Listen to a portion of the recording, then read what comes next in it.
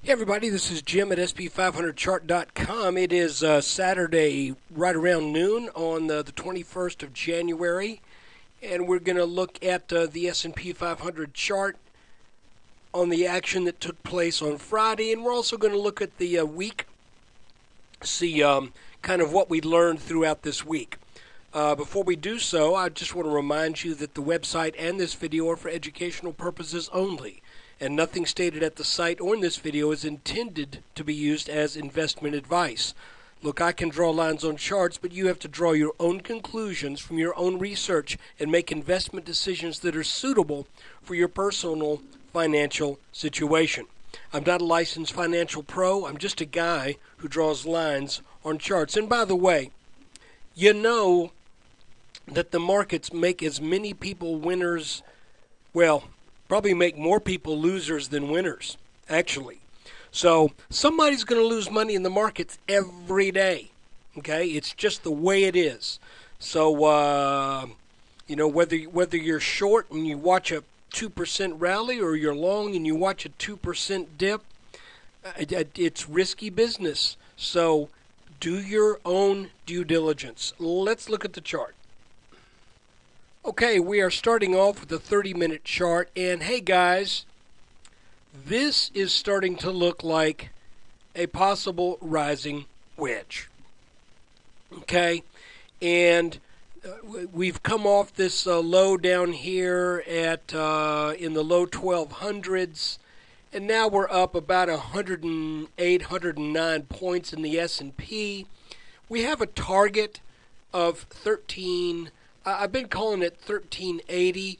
Well, that works. It may be high 1370s, 1380, something a little higher than that 1370 top made back in the spring of 2011. But even though this looks like a rising wedge, there are a couple of other interpretations, and we'll get into that in just a bit. The first thing is, in case you are a new viewer, I want to remind you here, I can't remember which time frame shows this better, but here is our inverse head and shoulders that if this pans out, and so far it looks pretty good, we're looking at a minimum target up in the high 1370s, 1380. And here's the deal though. This is not at a bottom. This is a consolidation or a continuation pattern. So it looks like the markets just kind of went sideways for a couple months, all gearing up, setting up this line of pretty strong resistance up around 1270 or so. And once that broke out on the first trading day of 2012, it has been, for the most part, on an uphill path. So this is the pattern that I believe is driving things currently. Now, we do have a fairly long-standing line of support from October and November that once it broke, which it did in mid-November, the market has tried to come back up over but could not. Well, briefly, just a tad over. And then it sold back down, and now it's making another approach to this, but on a much, much less aggressive angle. So, this to me looked like a kind of a snapback rally, but now this looks like a little bit more of a controlled ascent, and we just got to watch to see where the signs are that this thing is going to peter out. I will point out that that this wedge pattern, if this is the right call, let's go back to the 30-minute chart. I want to point out that this wedge pattern does imply some difficulty getting over the 1340s, okay? And, that would be roughly, well, not quite, it would be more than halfway over this neckline, but we got to look when we get up into this area right here. If we get up into this area right here, call it the 1330, 1340 area. there is an intersection of resistance in that area. This blue line being pretty important, I think maybe very important. So let's see what happens if this pattern keeps cranking on up, but you can see how the volatility is kind of getting squeezed out of the market. And what that means is that the short-term trader is going to start losing interest in these little baby step moves. Okay, short-term guys love this volatility down here if they can play it right, but once we start getting to where the markets are up 0.2, 0.3, down 0.3, 0.4, then what's frankly the fun in that is what a lot of people are going to say, and they're going to stop buying the dips because there's not enough of a pop after the dip. That's when these patterns tend to break down. So this is what I'm looking at. I'm looking at this bottom line right now as being very important. I believe this bottom line right here would now be my trigger point that the markets will start a leg down. Okay? Now, I've mentioned in the past that sometimes with wedge patterns, you have some internal dynamics that kind of go on. And you know, it's funny, I've never read this anywhere. This is something that this is coming, as far as I know, this is my idea or my observation. It's almost like inside these wedges, you can look at the skeleton, if you will, and all of these moves are kind of the little vertebrae of the skeleton. And it's almost like a fish. You see that as you start to get up, as you're up here on the head, you got big little bones and stuff that kind of are the support and the actual structure inside these boundaries. But as you start getting further and further constricted, it's almost like now you're getting into those little tiny bones getting down there to the tail. And it's funny how often that works out. What makes this a little interesting is we've spent very little time actually on this bottom line here. That's the one thing that I'm looking at, and I'm kind of going, I wonder why. Okay? It could be that the markets were kind of poised by natural trading to maybe get there in early January, but the January effect said, no, we're going to go up to this top line instead. I don't know. But anyway, clearly this top line seems to be working very well, and this bottom line, at least, well, we've only got two defining points. We'll know more about this bottom line if we get a bounce on it in the upcoming week. The other thing I want to show you is there are always other interpretations, okay? And there is another interpretation of this chart. I'm going to leave this line right here for now, but I'm going to make it a little bit lighter in color. Okay. And now I'm going to take this line and I'm going to duplicate it as a parallel line, and I want to show you that there's also a possibility that the market has settled after this big gap up, that it's a possibility that this market has now settled into a channel. So why do I say that? Well, here's the deal. It is possible that this line could break, okay, that our rising wedge could break down. Tell you what, I'm going to make this a little bit more clear. I'm going to make the rising wedge darker than anything else, and I'm going to make this kind of an intermediate color. Like so. Pardon me for all these lines. I hope you can follow this. I know I do this every day, so I know what these mean, and I hope you can follow this. But what I'm saying is this.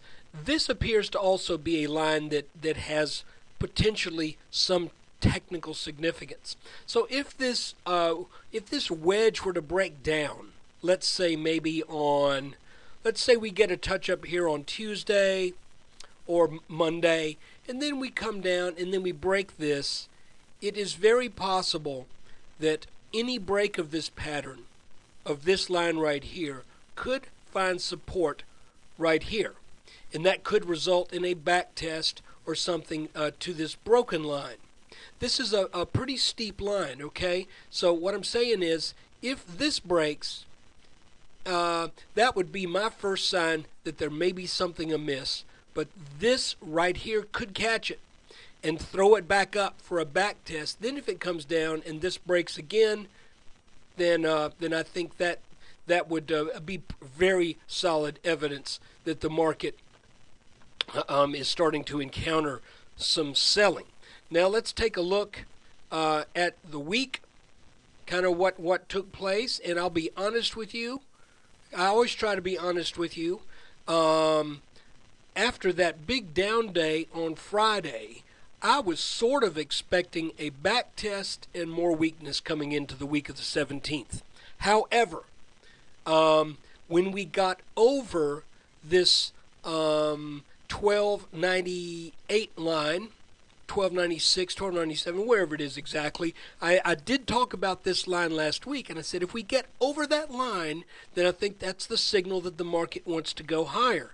And I was not expecting that to happen on a gap up on Monday morning, the 17th. Actually, I was expecting and kind of hoping that we would spend a little bit more time underneath this line and set up a nice little formed inverse head and shoulders continuation pattern that would be a little bit easier to follow. But instead, the market powered up over that line, but then couldn't hold it. So what does that mean? Well, it might mean that it really wasn't quite ready, okay? That this move underneath this line right here at the end of the day on the 17th might have been the market saying, we kind of got a little ahead of ourselves here.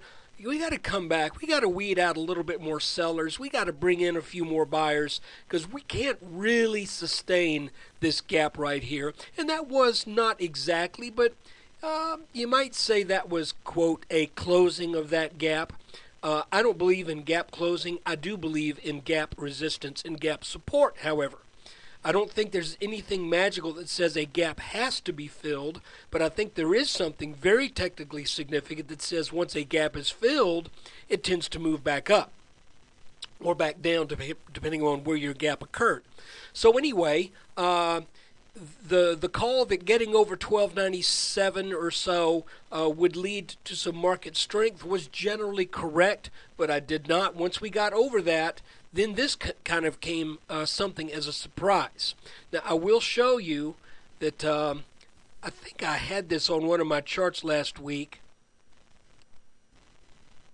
And, I need to back out to a 5-minute. I want to show you that what we got with this little pattern here on the 17th was a descending triangle. And descending triangles tend to break to the downside. You might look at that and say, well, maybe that looks like a bull flag. Well, if this bottom line had been slanted down, then I probably would have agreed with you. But the fact is, what was happening was someone was buying up this level right here. Get that line? I'm getting a little... Computer's starting to get a little laggy here. Someone was buying up this line right here, and after a while, they were going to run out of money. And when they ran out of cash or will, that's when we had this this drop down. And interesting to note, if we measure from our first reactive move on this little triangle, look where it ended. Folks, you can't make this up. This is absolutely incredible when you see these little patterns work out like this.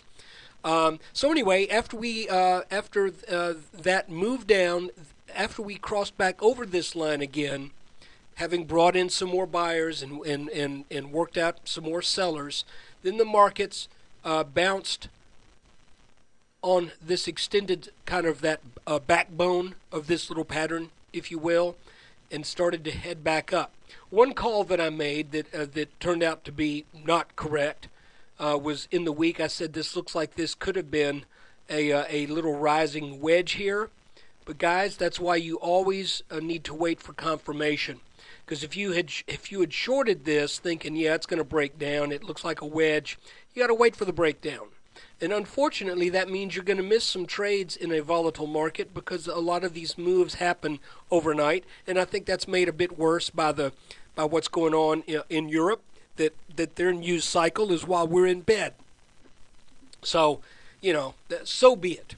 What I see right now, though, with this late day move on the 20th, getting over this line right there, this looks to me like I suspect Monday should start out with some strength, and but I still think this line's going to hold. So I don't, I would be very surprised if we're able to get up over this. If we do, that's great because I am long right now, but not hugely long. I'm long some individual stocks, and I'm short nothing. Once we got over this line right here, that just told me this is not the time to be short. So I'm not short. Anyway, I think that just about covers everything. Again, we got this target up here at 1380 from the inverse head and shoulders pattern. Let me scoot this down to where we can see that. But we got some, what I think is going to be some pretty tough slogging in the 1330s to the high 1330s, mid 1330s. That's going to be real interesting to see what happens if the markets do indeed make it up to that area. It'll be very interesting to see what happens. And if that area is taken out and we do start to come up to this 1380, then things get even more interesting because we have to start deciding if 1380 is the target or if 1380 is just, quote, a minimum target. So look, that's the update for the trading on Friday, January 20th, and kind of a look back at the week. I really want to express my thanks to everyone who subscribes to SP500chart.com. I want to let you know that I've got enough subscribers to keep this moving right along now. But hey, if you're not a subscriber, you might want to ask yourself if it's something that would be worth doing. If you can give up 1 cup of cheap fast food coffee per day, you can afford it. It's only $19.95 per month. Every subscription starts out with a 2-week trial for the huge sum of $4.95. Look, there are people who do things like this and charge hundreds of dollars per month, thousands of dollars per year. I don't want to do that. To begin with, I would feel guilty if I did that because, honest to goodness, I'm just a guy who draws lines on charts. I've just been doing it for a while, and I've got a good memory, and things stand out in patterns and stuff to me. So maybe I'm a little bit of a, well, never mind. Maybe I'm a little quirky in that way, but just the same, think about it. And we've got good reports from folks who've joined. And again, I really do appreciate your support in that way. Take care, and we'll have more videos coming up next week.